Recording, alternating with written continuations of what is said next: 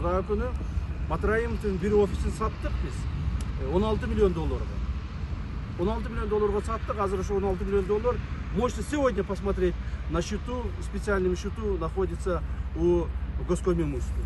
Так? Это 1 400 чем-то миллионов.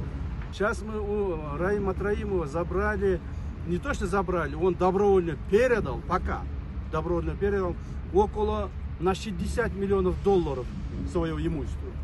Но я думаю, по моим расчетам, по нашим расчетам, которые мы сейчас работаем, с ним уже долго мы работаем, где-то с него мы должны забрать его имущество, перечень, который у нас имеется, через судебные органы, через добровольные передачи, где-то приблизительно около 200 миллионов долларов мы должны у него забрать.